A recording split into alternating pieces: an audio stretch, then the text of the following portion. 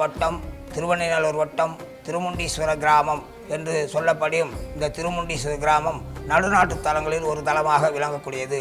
நடுநாட்டு தலங்களில் 276 தலமாக தேவார பாடல் பெற்ற முக்கிய தலமாகும். இக்கோவிலை என்னுடைய தகப்பனார் ராமநாத சிவாச்சாரியார் 1958 89 வரைக்கும் இக்கோவிலை பூஜை செய்து வந்தார்.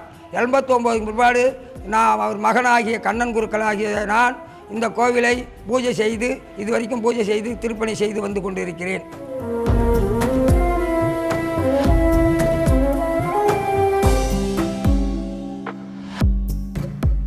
இந்த கோவில் இந்து அறநிலைத்துறை ஆட்சியின் கீழ் அமைந்துள்ளதால் எங்களுடைய சம்பளம் மாத வருமானம் 1000 ரூபாய் தான். அதை வைத்து நாங்கள் 2 காலம் பூஜை செய்து இங்கே ஜீவனம் பண்ணியிருக்கிறேன். மேற்படி தேவார பாடல் பெற்றதால் வெளியிலிருந்து யாரால் வந்தால் எங்களுக்கு தட்டில் ஒரு காசு 10-20 கிடைக்கும். மற்றபடி இந்த கோவில் வேறு எந்த வருமானமும் கிடையாது. இப்போதைக்கு எனக்கு மாத சம்பளமாக 3000 ஏற்றியுள்ளார்கள்.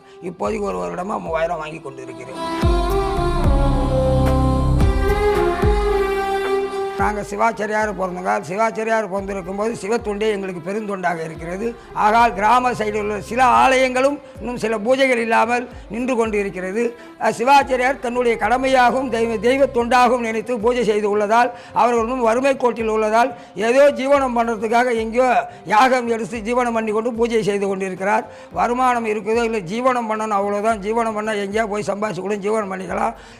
சிவாச்சாரியார் இருக்கிற கண்டிப்பாக அவருடைய தொண்டை என்றைக்கும் விட மாட்டார்கள். ஆகையால் இத்தொண்டு எந்த வருமானம் இருக்குதோ இல்லையோ நாங்கள் எங்களுடைய கடமையாகவும் எங்கள் தொழிலாகவும் நினைத்து இந்த சிவ பூஜையை நாங்கள் நித்தியபடி செய்து கொண்டிருக்கிறோம்.